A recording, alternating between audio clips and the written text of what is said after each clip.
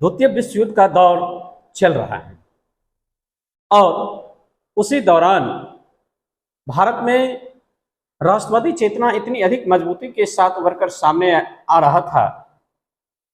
राष्ट्रवादी नेताओं ने उस परिप्रेक्ष्य में भारत में ब्रिटिश के खिलाफ तीव्र आंदोलन करने की सोच बना रहा था, जिसमें कुछ कांग्रेस के अंदर ही कुछ अतिरेकवादी मानसिकता के लोग भी इस प्रस्ताव के पक्ष में थे।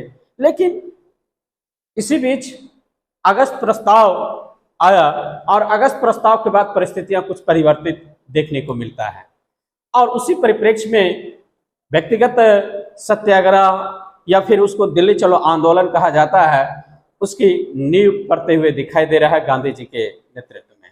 तो नमस्कार, मैं के एस मुरारी आप लोगों को एक बार फिर से अपने YouTube चैनल के एस मुरारी पर स्वागत कर रहा हूं। आज के इस वीडियो में व्यक्तिगत सत्याग्रह, दिल्ली चलो आंदोलन जिसको कहा जाता है, उस पर प्रकाश डाल रहा हूं। अगस्त प्रस्ताव के बाद की परिस्थितियों में जो प्रगति हुई, उसके बाद ब्रिटिश सरकार ने अरियल रवैया अपना लिया और यह घोषणा किया कि कांग्रेस जब तक मुस्लिम नेताओं के साथ किसी तरह के समझौते को असली रूप नहीं दे देती, तब तक भारत में किसी प्रकार का संवैधानिक सुधार संभव नहीं है। स्वतंत्रता के लिए जिस तरह से आंदोलन चल पड़ा था, ब्रिटिश को सोचने के लिए मजबूर होना पड़ा। लेकिन ब्रिटिश भारत में स्वतंत्रता आंदोलन के विभाजन करने के लिए एक और नए उपकरण के रूप में अगस्त प्रस्ताव को घोषणा किया और उससे मुस्लिमों को एक स्वतंत्रता आंदोलन से अलग करने का भरसक प्रयास किया था। सरकार एक के बाद एक अध्यादेश जारी करती जा रही थी और अभिव्यक्ति की आजादी, प्रेस की स्वतंत्रता तथा सभा एवं संगठन बनाने का अधिकार, इन जैसे जो कुछ महत्वपूर्ण अधिकार प्राप्त था, उसको लगातार धराधर या लगातार उसको बंद कर रहा था या उस पर कुठाराघात कर रहा था ब्रिटिश सरकार। 1940 ईस्वी के अंत में कांग्रेस ने एक बार फिर गांधी जी से कांग्रेस का कमान संभालने का आग्रह किया। इसके बाद गांधी जी ने ऐसे कदम उठाने प्रारंभ कर दिए जिससे उनकी अपनी व्यापक रणनीति के अंतर्गत जन संघर्ष की भूमिका का निर्माण होता। गांधी जी ने व्यक्तिगत आधार पर सीमित सत्याग्रह प्रारंभ करने का निश्चय किया। इस रणनीति के तहत उन्होंने तय किया कि हर इलाके में कुछ चुने हुए लोग व्यक्तिगत सत्याग्रह आरंभ करेंगे।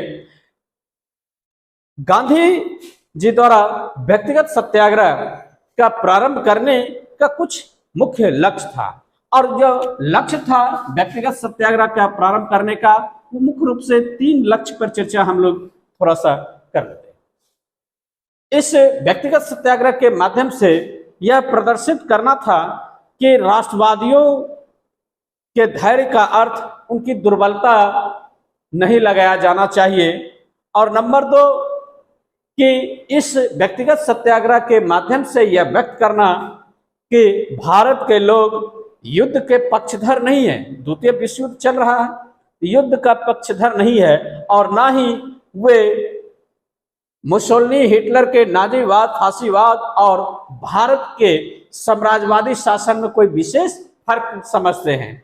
और नंबर 3 जो बातें थी कि कांग्रेस की मांगों को शांतिपूर्वक स्वीकार करने के लिए सरकार को एक और मौका देना, ये कुछ 3 प्रमुख मांगे कांग्रेस अपने व्यक्तिगत सत्याग्रह के आधार पर स्पष्ट करने का प्रयास करना। सत्याग्रहियों की यह मांग होगी कि युद्ध और युद्ध में भाग लेने के खिलाफ प्रचार करने के लिए अभिव्यक्ति की आजादी होनी चाहिए। यदि सत्याग्रहियों को गिरफ्तार नहीं किया गया तो वे युद्ध विरोधी भाषण को दोहराएंगे और गांव की ओर प्रस्थान करेंगे। उसके पश्चात गांव में ये अपना संदेश फैलाते हुए दिल्ली की ओर मार्च करने का प्रयास करेंगे। इसी नीति के कारण ही इस आंदोलन का नाम दिल्ली चलो आंदोलन पड़ा। गांधी जी अपने अनुयायियों को या कांग्रेस के कार्यकर्ताओं को यह अपना लिखा हुआ भाषण दिए और सत्याग्रही गांधी जी के उस लिखे हुए भाषण को गांव में जाकर पढ़कर सुनाते थे। उससे पहले स्थानीय थाने में उसकी सूचना दी जाती थी और सुनाने के पश्चात लोगों को दिल्ली चलने का आग्रह करते थे।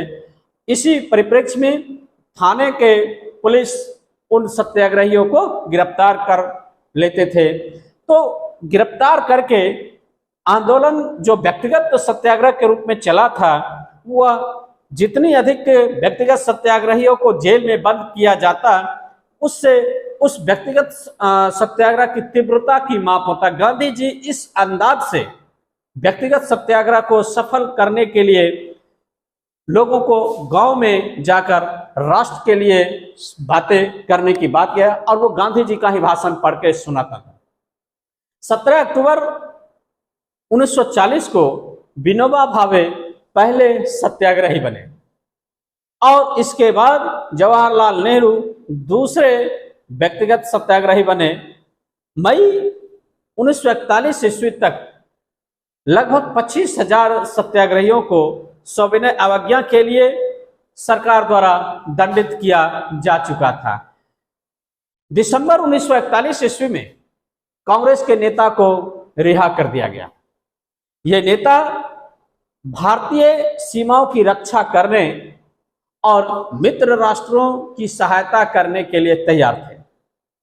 कांग्रेस कार्य समिति ने महात्मा गांधी और नेहरू की आपत्तियों को दरकिनार करते हुए एक प्रस्ताव पारित किया, जिसमें भारत की रक्षा के लिए सरकार को इस शर्त पर सहयोग देने की पेशकश की गई कि यदि युद्ध के बाद भारत को पूर्ण स्वतंत्रता प्रदान कर दी जाएगी।